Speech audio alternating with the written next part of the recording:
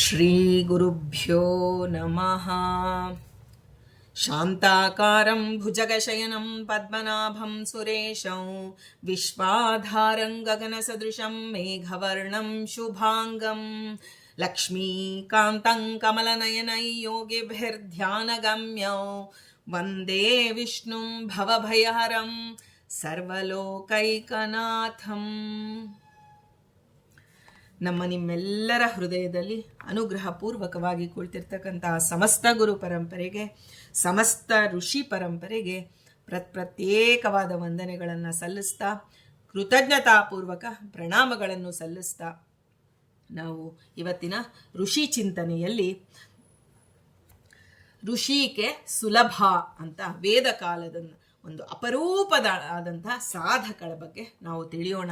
ಸ್ತ್ರೀಯರಲ್ಲಿಯೂ ಅನೇಕ ಸಾಧಕರು ಬಂದು ಹೋಗಿದ್ದಾರೆ.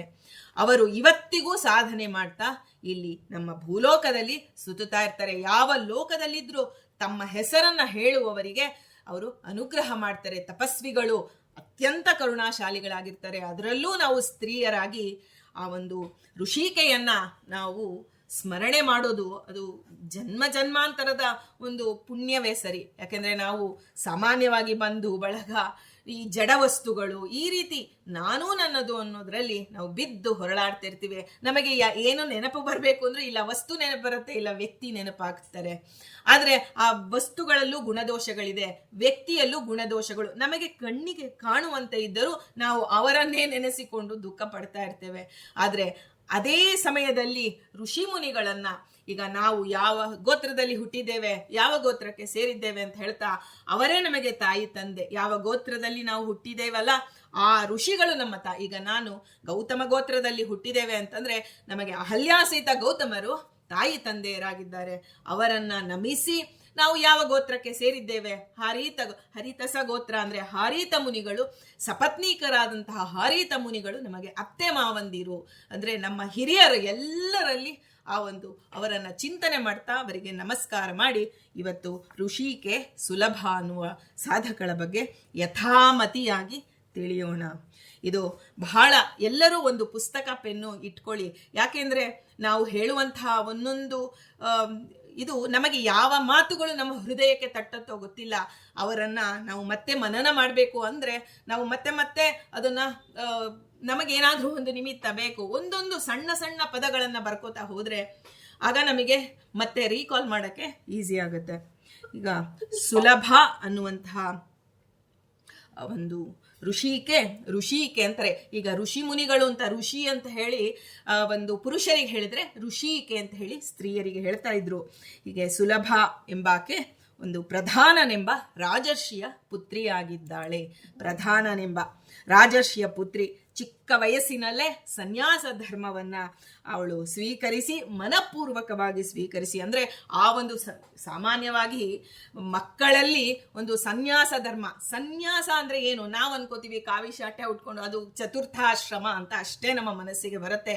ಆದ್ರೆ ನ್ಯಾಸ ಅಂದ್ರೆ ಏನ್ ಗೊತ್ತಾ, ನಾವು ಆಡು ಭಾಷೆಯಲ್ಲಿ ಇಡೋದು ಅಂದ್ರೆ ಹೇಳೋದಕ್ಕೆ ಅಂದ್ರೆ ಅಡ ಇಡೋದು ಅಂತ ಹೇಳ್ತೀವಲ್ಲ.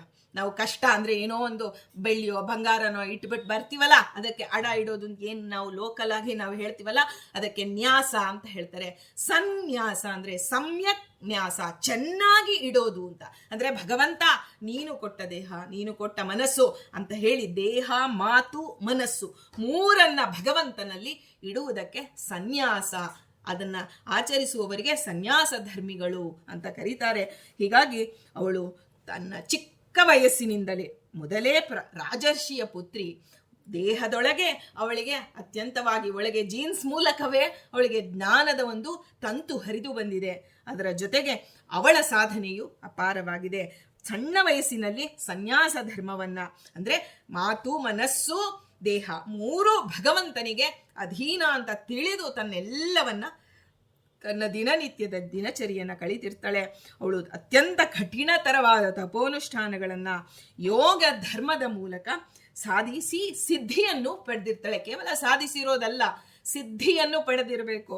ಅದು ಬಹಳ ಏಕಾಕಿಯಾಗಿ ಭೂಮಂಡಲವನ್ನೆಲ್ಲ ಸಂಚಾರ ಮಾಡ್ತಿರ್ತಾಳೆ. ನಾವು ಎಲ್ಲೇ ಹೋಗ್ಬೇಕಾದ್ರೂ ನೋಡಿ, ನಮ್ಗೆ ಯಾಕ್ರಿ ಬರ್ಲಿಲ್ಲ ಇವತ್ತು ಫಂಕ್ಷನ್ಗೆ ಅಂದ್ರೆ ನಂಗೆ ಯಾರು ಜೊತೆ ಇಲ್ಲಪ್ಪ, ನಾನು ಒಬ್ಳೆ ಬರ್ಬೇಕು ಅಂದ್ರೆ ನಮ್ಮ ಮನಸ್ಸಿನಲ್ಲಿ ಏನಾಗಿದೆ ಅಂದ್ರೆ ನಮಗೆ ಯಾರೋ ಒಬ್ಬರು ಜೊತೆ ಬೇಕು. ಅಂದರೆ ನಾವು ಎಷ್ಟು ಒಬ್ಬ ವ್ಯಕ್ತಿಯ ಮೇಲೆ ನಾವು ಡಿಪೆಂಡ್ ಆಗಿರ್ತೀವಿ ಅಂತಂದರೆ, ನಮ್ಮಲ್ಲಿ ತತ್ವಾಭಿಮಾನಿಗಳಿದ್ದಾರೆ, ಮುಖ್ಯ ಪ್ರಾಣ ಇದ್ದಾನೆ, ಅದೆಲ್ಲವೂ ಬಾಯಿ ಮಾತಿನಲ್ಲಿ ಇರುತ್ತೆ. ಆದರೆ ಮನಸ್ಸಿನಲ್ಲಿ ಇಲ್ಲ, ಯಾರಾದರೂ ಒಬ್ರು ಜೊತೆ ಇರಬೇಕ್ರಿ ಅಂದರೆ ನಾನು ಬರ್ತೀನಿ ಅಂತ ಅನ್ನೋ ಒಂದು ಹೀನತೆಗೆ ನಾವು ಹೊಟ್ಟೋಗಿರ್ತೀವಿ. ಆದರೆ ಅವಳಿಗೆ ಆ ಪರಬ್ರಹ್ಮನನ್ನ ಸನ್ಯಾಸ ಧರ್ಮದ ಮೂಲಕ ಆಚರಿಸೋದಕ್ಕೆ ಅವಳಿಗೇನು ಅನುಕೂಲ ಆಯಿತು ಅಂದರೆ, ಅವಳಿಗೆ ಭೂಮಂಡಲವನ್ನೆಲ್ಲ ಏಕಾಕಿಯಾಗಿ ಸಂಚಾರ ಮಾಡ್ತಾ ಇದ್ಲು ಸುಲಭ. ಅದರಲ್ಲಿ ವ್ಯಾಕರಣದ ಮಹಾಭಾಷ್ಯದಲ್ಲಿ ಸುಲಭಾ ಶಾಖ ಅಂತ ಹೇಳಿ ಒಂದು ಋಗ್ವೇದ ಶಾಖೆ ಇತ್ತು ಅಂತ ಹೇಳಿ ಬ್ರಾಹ್ಮಣ ಹೇಳುತ್ತೆ. ಅಂದರೆ ಈ ಬ್ರಾಹ್ಮಣ ಅಂತ ತಿಳಿಬಾರ್ದು, ವೇದದಲ್ಲಿ ಬರೋದಕ್ಕೆ ಬ್ರಾಹ್ಮಣ ಅಂತ ಒಂದಿದೆ. ಅಶ್ವಲಾಯನ ಋಷಿತರ್ಪಣ ಪ್ರಕರಣದಲ್ಲೂ ಸುಲಭ ಅನ್ನುವಂತಹ ಆ ಒಂದು ವೇದ ಬ್ರಾಹ್ಮಣ ಕರ್ತೃ ಅಂತ ಹೇಳಿ ಅವರು ಅಲ್ಲಿ ಹೇಳ್ತಾರೆ. ಹಾಗೆ ಸುಲಭ ಅನ್ನೋಳು ಆ ಒಂದು ಋಷಿಕೆ ಅವಳು ತಪಸ್ಸು ಮಾಡ್ತಾ ಇದ್ದಾಗ ಆ ಕಾಲದಲ್ಲಿ ಮಿಥಿಲೆಯಲ್ಲಿ ಒಂದು ಜನಕ ವಂಶ, ಜನಕ ಅಂತ ಹೇಳಿ ಆ ಒಂದು ವಂಶದಲ್ಲಿ ಬರೋರಿಗೆಲ್ಲ ಜನಕರಾಜರು ಅಂತಾನೆ ಕರಿತಾ ಬಂದಿದ್ದಾರೆ. ಆದರೆ ಧರ್ಮಧ್ವಜನೆಂಬ ಆ ರಾಜ ಆಳ್ತಾ ಇದ್ದ. ಆ ಧರ್ಮಧ್ವಜನ ಆ ಒಂದು ಗೃಹಸ್ಥನಾದರೂ ಅವನು ಬ್ರಹ್ಮಜ್ಞಾನಿಯಾಗಿದ್ದ. ವೇದಗಳು ಮತ್ತು ದಂಡನೀತಿಯಲ್ಲಿ ಅವನು ಪರಿಶ್ರಮವನ್ನು ಹೊಂದಿದ್ದ. ಮೋಕ್ಷ ಶಾಸ್ತ್ರದಲ್ಲೂ ಪರಿಣಿತಿಯನ್ನು ಹೊಂದಿದ್ದ.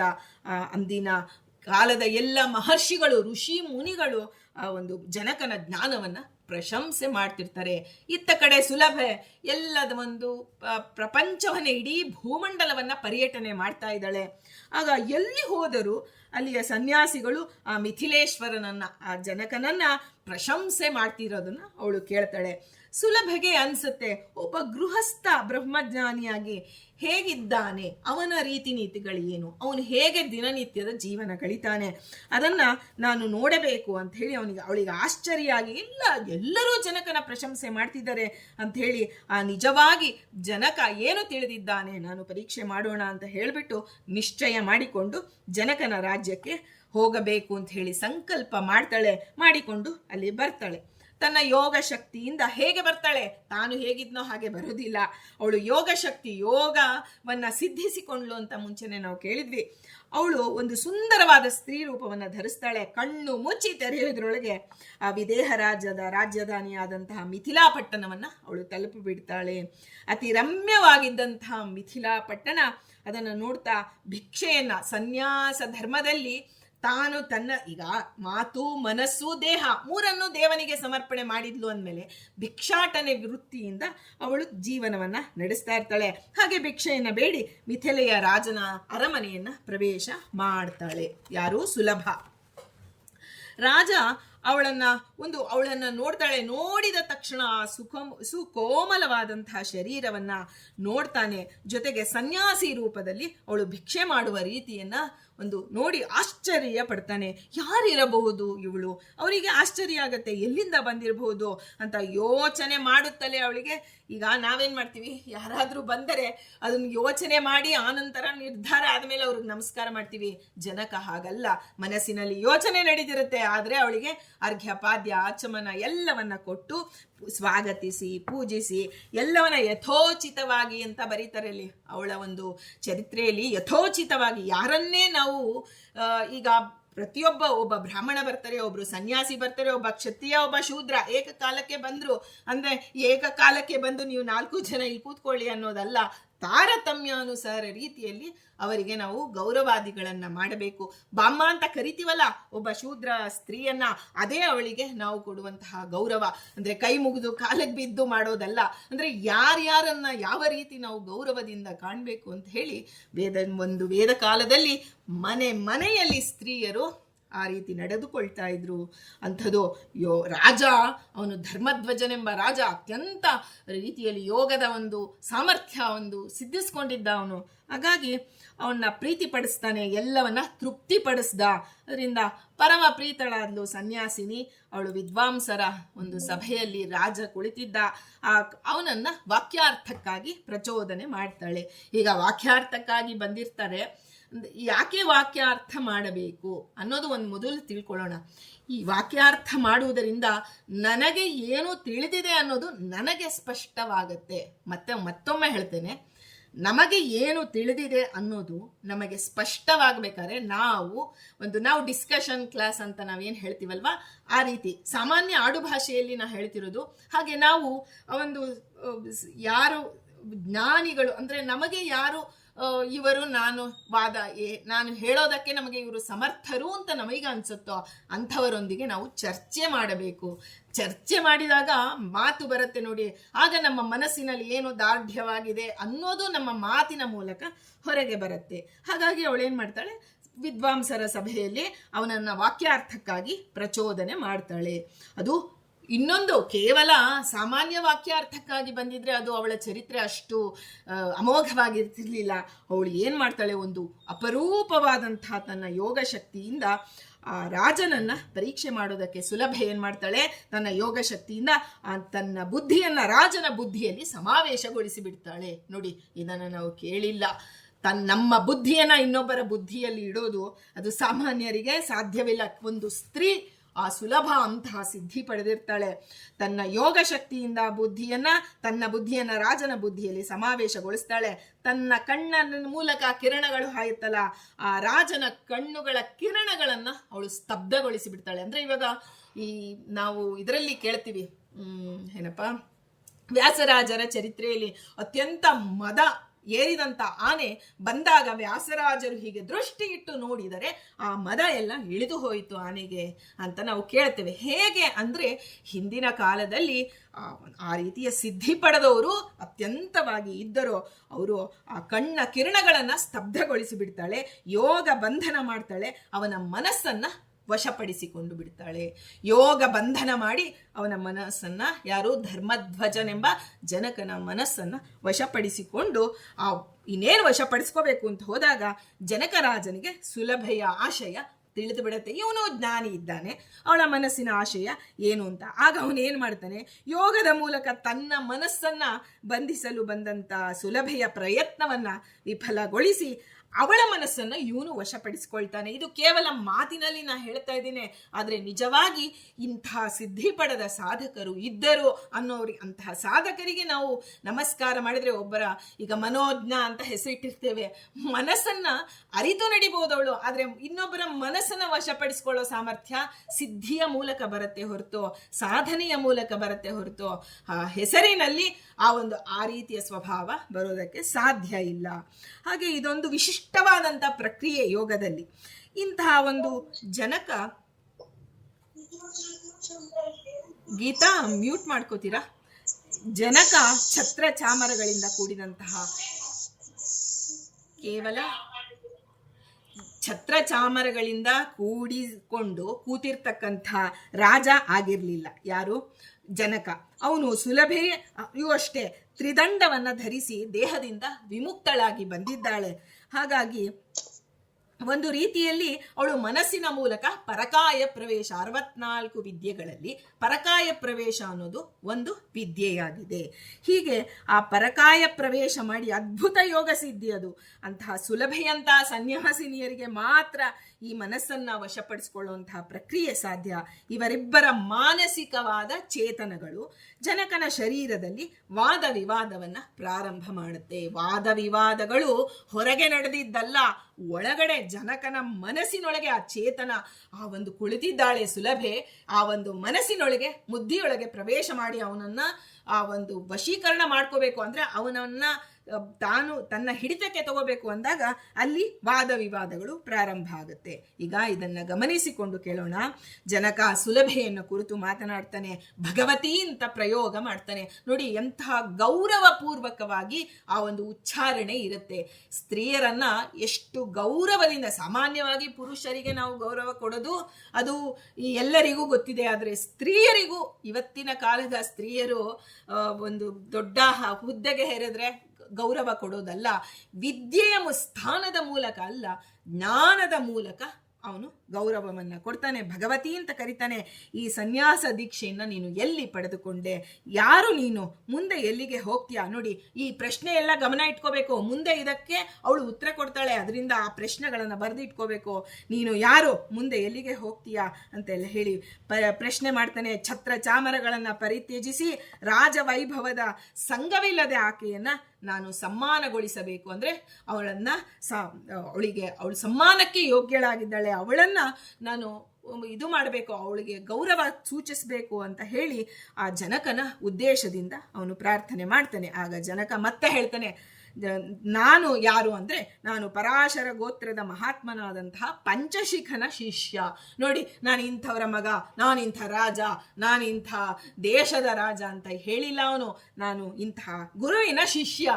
ಇದು ಹಿಂದೆ ಎಲ್ಲ ಈ ರೀತಿಯ ಪರಿಚಯ ಇರ್ತಿತ್ತು. ನಮಗೆ ಹಾಗಲ್ಲ. ಇವತ್ತು ನಮ್ಮ ಹೆಸರೇ ಏನೋ ಪ್ರಧಾನ ಮಂತ್ರಿಗಳ ಥರ ಹೇಳ್ತಾ ಇರ್ತೀವಿ. ನಿಮ್ಗೆ ಅವ್ರಿಗೆ ಗೊತ್ತಿಲ್ವಾ, ಇವ್ರಿಗೆ ಗೊತ್ತಿಲ್ವಾ ಅಂತ. ನಾವು ಇಂಥವ್ರ ಅವ್ರಿಗಿತ್ತಿ, ಇಂಥವ್ರ ನಾದ್ನಿ ಅವೆಲ್ಲ ಬೇಕಿಲ್ಲ. ನಾವು ಇಂಥವರ ಶಿಷ್ಯ. ವಿನೀತವಾಗಿ ತನ್ನವನ್ನು ತಾನು ಪರಿಚಯ ಮಾಡ್ಕೊತಾನೆ. ನಾನು ಪಂಚಶಿಖನ ಶಿಷ್ಯ ಅಂತ ಹೇಳಿಕೊಳ್ತಾನೆ. ಸಾಂಖ್ಯಯೋಗ, ರಾಜಧರ್ಮ, ಮೋಕ್ಷ ಧರ್ಮದಲ್ಲಿ ಪರಿಣಿತರಾದಂತಹ ನನ್ನ ಗುರುವಿನ ಒಂದು ಶಿಷ್ಯನಾಗಿದ್ದೇನೆ. ಸಂಶಯರಹಿತ ಪರಿಣಿತರಾಗಿದ್ದಾರೆ ನಮ್ಮ ಗುರುಗಳು. ಅವರ ಆದೇಶ ಆಗಿದೆ. ಅದಕ್ಕಾಗಿ ನಾನು ಈ ರಾಜ್ಯವನ್ನು ತೊರೆಯದೆ ನಾನು ರಾಗದ್ವೇಷಗಳಿಂದ ವಿಮುಕ್ತನಾಗಿ ಈ ಏಕಾಕಿಯಾಗಿ ಪರಮಾತ್ಮನ ಒಂದು ಸಂಘದಲ್ಲಿ ಇದ್ದು ಬಿಟ್ಟು ನಾನು ಜೀವನವನ್ನು ನಡೆಸ್ತಾ ಇದ್ದೇನೆ. ಆಮೇಲೆ ಮತ್ತೆ ಇನ್ನೊಂದು ಮಾತು ಹೇಳ್ತಾನೆ.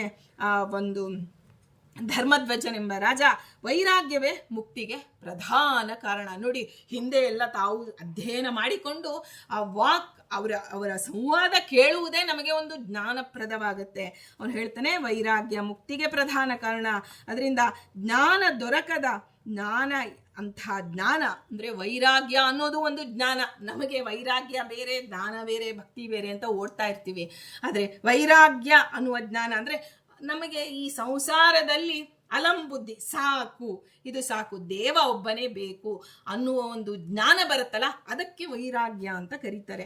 ನಮಗೆ ಇದೆಲ್ಲವನ್ನ ಮತ್ತೆ ಮತ್ತೆ ಮತ್ತೆ ಮತ್ತೆ ಕೇಳ್ತಾ ನಮಗೆ ಹೊಸ ದೃಷ್ಟಿಕೋನ ಬರ್ತಾ ಹೋಗುತ್ತೆ. ಜ್ಞಾನ ದೊರಕುವಂತಹ ಈ ವೈರಾಗ್ಯದ ಮೂಲಕ ನಾವು ದ್ವಂದ್ವಗಳನ್ನು ಜಯಿಸಬಹುದು, ಪರಮ ಸಿದ್ಧಿಯನ್ನು ಪಡೆಯಬಹುದು. ನಿರ್ಮೋಹ ನಿಸ್ಸಂಗ ಆದವನು ಯಾವ ಆಶ್ರಮದಲ್ಲಿದ್ದನೋ ಅವನು ಮುಕ್ತನಾಗಿರ್ತಾನೆ. ಗೃಹಸ್ಥಾಶ್ರಮದಲ್ಲಿದ್ದರೂ ಅವನು ಮುಕ್ತನಂತೆ ಇರ್ತಾನೆ. ಈಗ ನೋಡಿ, ಉತ್ತು ಬಿತ್ತು ನೀರು ಹಾಯಿಸಿದ ಗದ್ದೆಯಲ್ಲಿ ಬೀಜ ಮೊಳಕೆ ಹೊಡೆಯುತ್ತೆ. ಬೀಜ ಹೇಗೆ ಹಾಕಬೇಕು? ಸುಮ್ಮನೆ ಯಾವುದೋ ಒಂದು ಡ್ರೈ ಲ್ಯಾಂಡಲ್ಲಿ ಹೋಗಿ ಬೀಜ ಸುರಿದ್ರೆ ಅದು ಮೊಳಕೆ ಹೊಡೆಯೋದಿಲ್ಲ. ಹಾಗೆ ಉತ್ತು ಬಿತ್ತು ನೀರು ಹಾಯಿಸಿದಂತಹ ಗದ್ದೆಯಲ್ಲಿ ಹೇಗೆ ಬೀಜ ಮೊಳಕೆ ಹೊಡೆಯುತ್ತೋ, ಆದರೆ ಅದೇ ಹುರಿದು ಒಂದು ಬೀಜಗಳನ್ನು ಚೆನ್ನಾಗಿ ಹುರಿದು ಬಿಡ್ತೇವೆ. ಈಗ ನೋಡಿ, ಹುಳ ಬರುತ್ತೆ ಅಂತ ಹೇಳಿ ಕೊತ್ತಂಬರಿ ಬೀಜ ಇರ್ಬೋದು, ಯಾವುದೇ ಒಂದು ವಸ್ತುವನ್ನ ಹೀಗೆ ಹುರಿದು ಬಿಟ್ಟು ಇಡುತ್ತೇವೆ, ಅದು ಹುಳ ಬರೋದೇ ಇಲ್ಲ. ಯಾಕೆಂದ್ರೆ ಅದರಲ್ಲಿ ಸತ್ವನೇ ಇರೋದಿಲ್ಲ. ಇದು ನಮಗೆ ದಿನನಿತ್ಯ ಗೊತ್ತಾಗುವಂತಹ ಎಕ್ಸಾಂಪಲ್ಸು.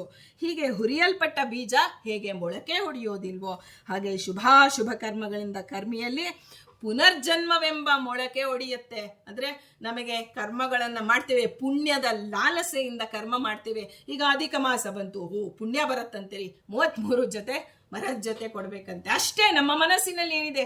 ಕೆಲವೊಮ್ಮೆ ಶ್ರೀ ಹರಿಪ್ರೀತನಾಗ್ಲಿ ಸ್ವಾಮಿ, ನೀನು ನನಗೆ ಕೊಟ್ಟಿದೀಯಾ, ಇದನ್ನು ನಾನು ಕೊಡ್ತೇನೆ ಅಂತ ಬಂದಾಗ ನಮಗೆ ಆ ಸಂಖ್ಯೆಯಲ್ಲಿ ಒಂದು ಮರೆತು ಹೋಗುತ್ತೆ. ಶ್ರೀ ಹರಿಪ್ರಿಯತಮ್ ಅಂತ ಹೇಳಿ ಕೊಟ್ಟಿರ್ತೇವೆ.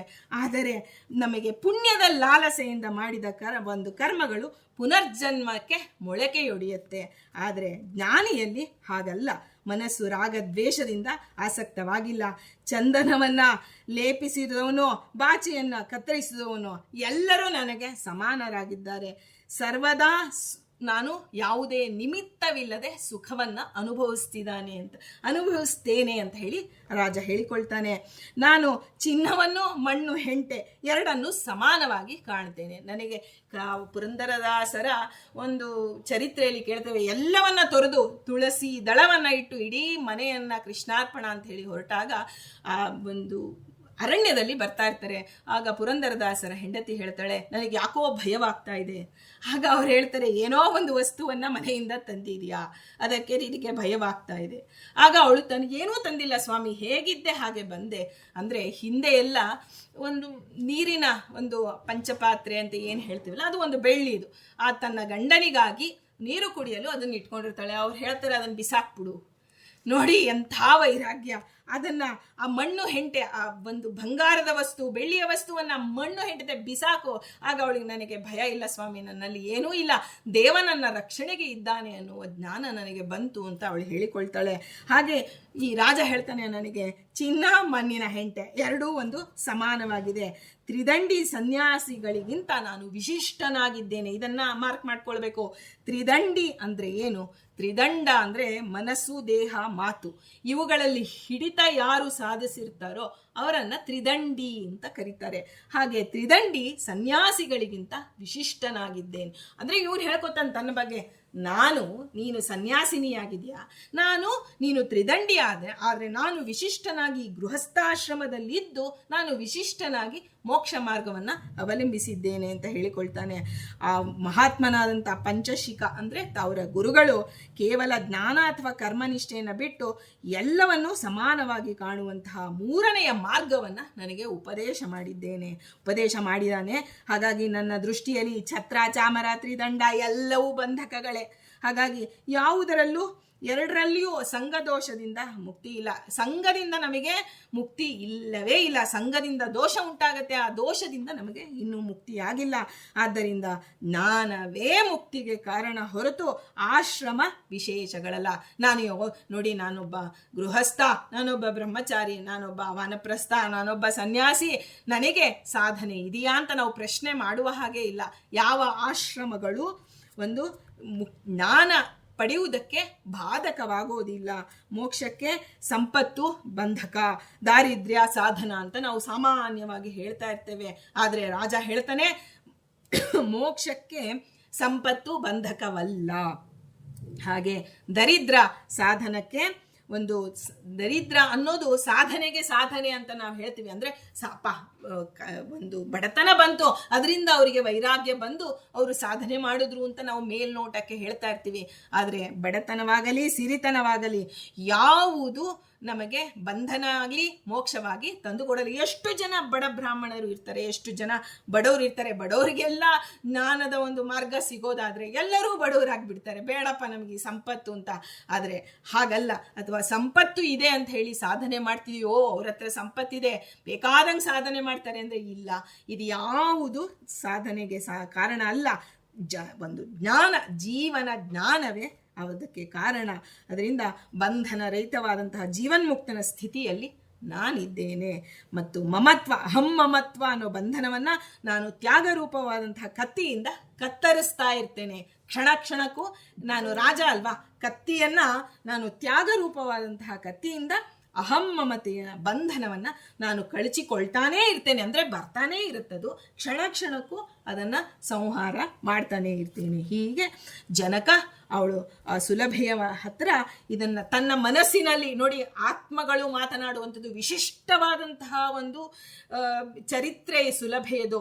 ಅದು ಇಷ್ಟು ವರ್ಷಗಳು ನಮಗೆ ಯಾಕೆ ಸಿಕ್ಕಿಲ್ಲ ಅಂತ ನನಗೊಂದು ಪ್ರಶ್ನೆ ಆಗಿತ್ತಪ್ಪ. ಎಂಥ ಒಳ್ಳೆ ಸಾಧಕಗಳು, ಇಂಥವರ ಚರಿತ್ರೆಯನ್ನ ಕೇಳುವಂತಹ ಸೌಭಾಗ್ಯ ಗುರುಗಳು ಕೊಟ್ಟಿದ್ದಾರೆ ಅಂತ ಅವರಿಗೆ ಮತ್ತೆ ಮತ್ತೆ ವಂದಿಸ್ತಾ ಮುಂದುವರಿಯೋಣ. ಸುಲಭೆ ಹೇಳ್ತಾಳೆ ಈಗ ಸುಲಭೆಯ ಸೌಂದರ್ಯ. ಜನಕ ಈಗ ಸುಲಭೆಯ ಬಗ್ಗೆ ಮಾತನಾಡ್ತಿದ್ದಾನೆ. ಸುಲಭೆ, ನಿನ್ನ ಸೌಂದರ್ಯ, ಸುಕುಮಾರ್ಯ ಎಲ್ಲ ಇದೆಯಲ್ಲ, ಇವೆಲ್ಲ ಸನ್ಯಾಸ ವ್ರತದ ಕಠಿಣ ನಿಯಮಗಳಿಗೆ ಹೇಗೆ ಹೊಂದಿಕೊಂಡವು ಅಂತ ಹೇಳಿ ಸಂಶಯವನ್ನು ವ್ಯಕ್ತಪಡಿಸ್ತಾನೆ. ಸುಲಭೆ, ನೀನು ನನ್ನನ್ನು ಪರೀಕ್ಷೆ ಮಾಡೋದಕ್ಕೆ ಬಂದಿದ್ಯಾ, ನನಗೆ ಗೊತ್ತಿದೆ. ಆದರೆ ಅವನು ಆಕ್ಷೇಪ ಮಾಡ್ತಾನೆ ಸುಲಭೆಯ ಬಗ್ಗೆ. ಸನ್ಯಾಸಿನಿಯಾದವಳಿಗೆ ಅತಿಯಾದ ಕುತೂಹಲ ಸರಿ ಇಲ್ಲ ಅಂತ ಹೇಳಿ ಅವಳನ್ನು ಆಕ್ಷೇಪ ಮಾಡ್ತಾನೆ. ಇಲ್ಲಿ ನಾವು ಒಂದು ಶತಾನಂದರ ಚರಿತ್ರೆ, ಶತಾನಂದ ಋಷಿಗಳ ಬಗ್ಗೆ ನಾವು ತಿಳಿಯುವಾಗ ಹೇಳ್ತೇವೆ.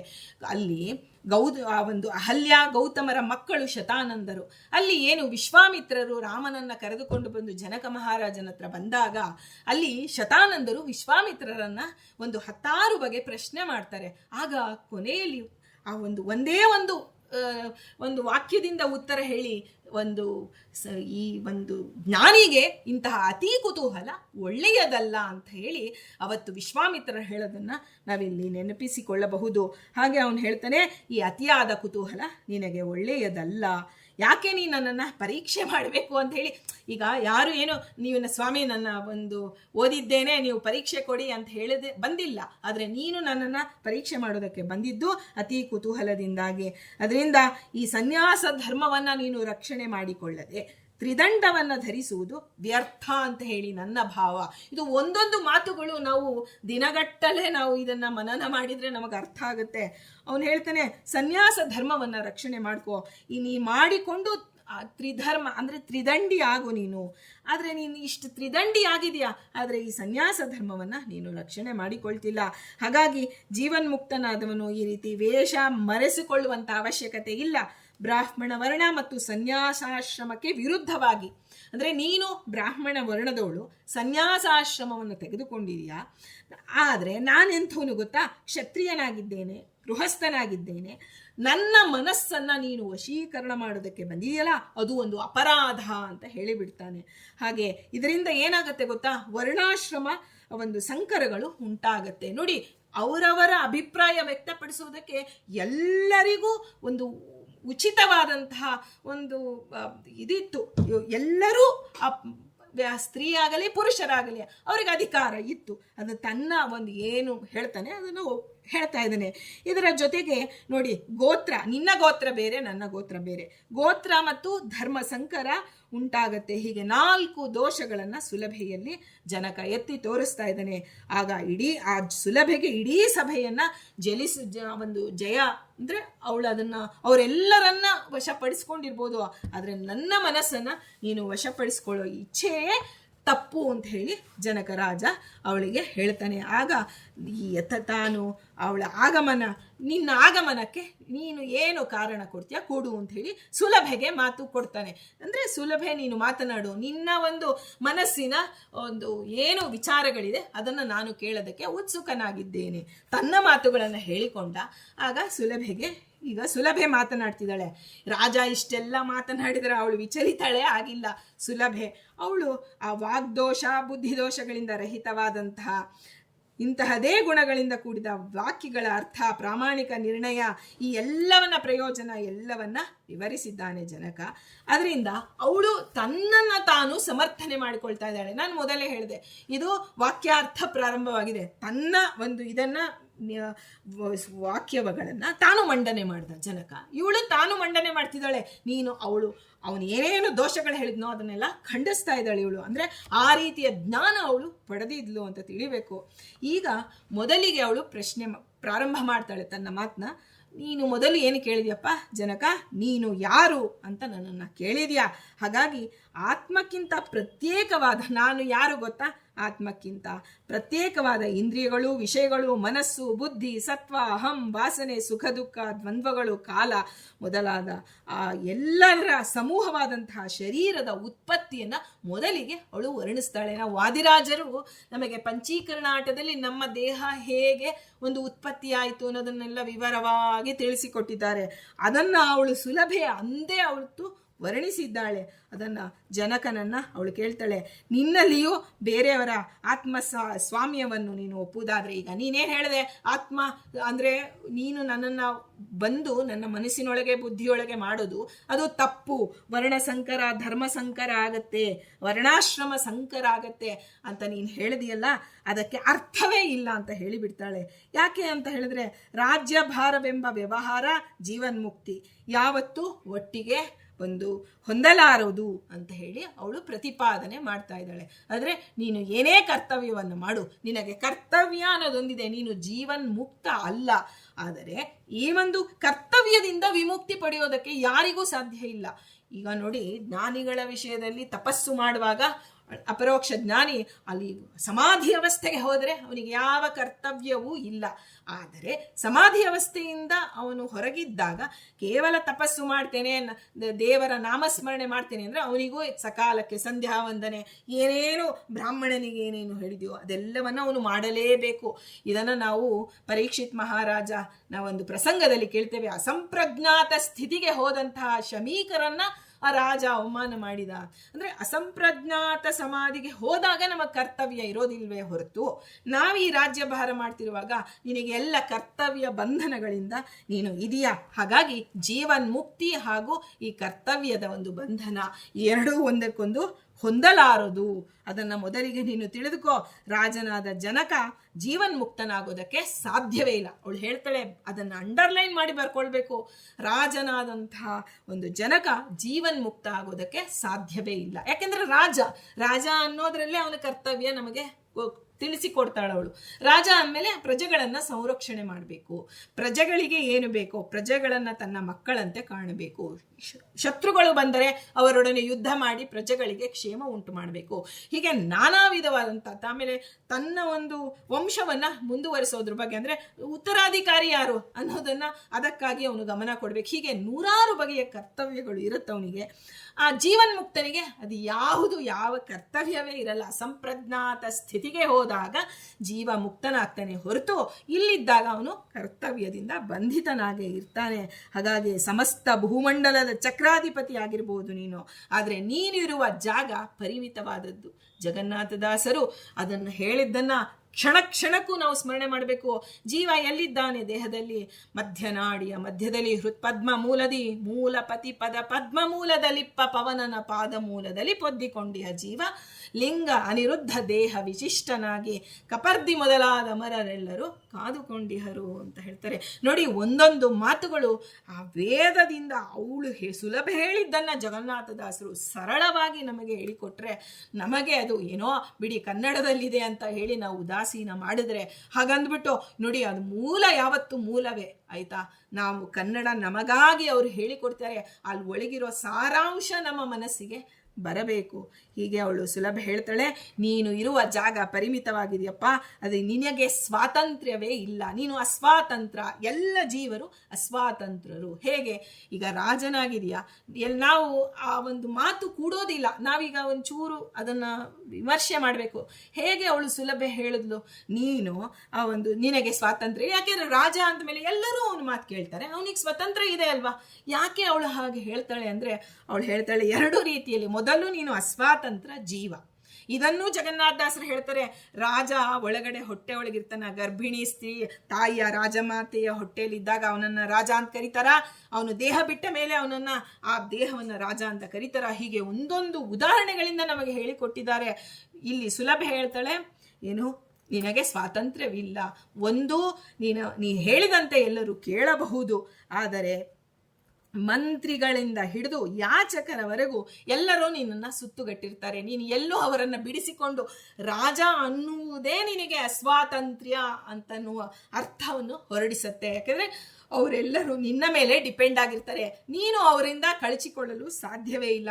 ಇನ್ನೊಂದು, ಅವರೆಲ್ಲರನ್ನ ಬಿಟ್ಟು ನೀನು ಸ್ವತಂತ್ರವಾಗಿ, ಈಗ ನಾನು ಸನ್ಯಾಸಿನಿ ಬೇಕಾದಲ್ಲಿ ಹೋಗ್ತೇನೆ, ಆದರೆ ನೀನು ಹಾಗೆ ಹೋಗೋಕ್ಕಾಗೋದಿಲ್ಲ. ನಿನಗೆ ಛತ್ರ ಚಾಮರ ಎಲ್ಲ ಸೈನಿಕರು ಎಲ್ಲರೂ ಇರಬೇಕು, ರಾಜ ಪರಿವಾರದಿಂದ ನೀನು ಕೂಡಿ ಸಂಚಾರ ಮಾಡ್ತೀಯ. ಹಾಗೆ ಪ್ರತಿಯೊಬ್ಬರ ವಿಷಯದಲ್ಲೂ ನೀನು ಭಯಪಡಬೇಕು. ಯಾಕೆಂದರೆ ಈಗ ನಾವು ಹೇಳ್ತೀವಿ ನೋಡಿ, ಸನ್ಯಾಸಿಗಳು ಒಳ್ಳೆಯವರು, ಸುತ್ತಮುತ್ತ ಪರಿವಾರದವರು ಹಿಂಗೆಲ್ಲ ಮಾಡ್ತಾರೆ ಅಂತ ಹೇಳ್ತಿರ್ತೀವಲ್ಲ, ಹಾಗೆ ಆ ಪರಿವಾರದವರ ಮಾತನ್ನು ಕೇಳಬೇಕಾಗತ್ತೆ ರಾಜ. ಯಜಮಾನನಾದವನ ಸ್ಥಿತಿಯೂ ಅದೇ.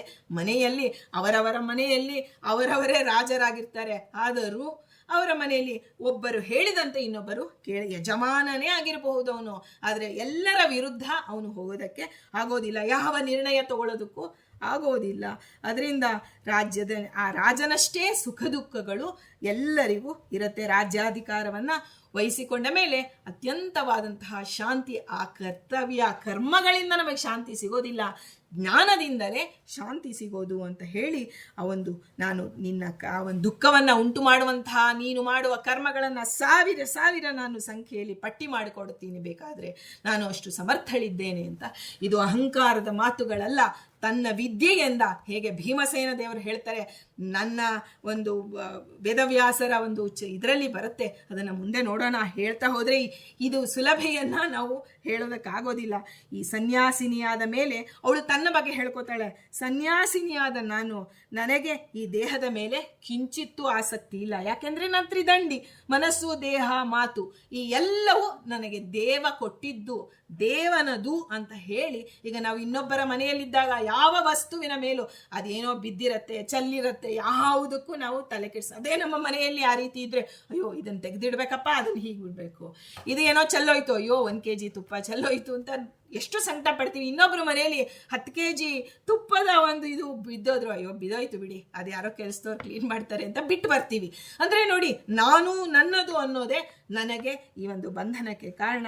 ಆದರೆ ನಾನು ಸನ್ಯಾಸಿನಿ, ನಾನು ಮಾತಿನ ಮೇಲೆ, ಮನಸ್ಸಿನ ಮೇಲೆ, ದೇಹದ ಮೇಲೆ ಭಗವಂತನಿಗೆ ಬಿಟ್ಟಿದ್ದೇನೆ. ಆದ್ದರಿಂದ ನನಗೆ ಈ ರೀತಿಯ ಬಂಧನಗಳು ಇರೋದೇ ಇಲ್ಲ.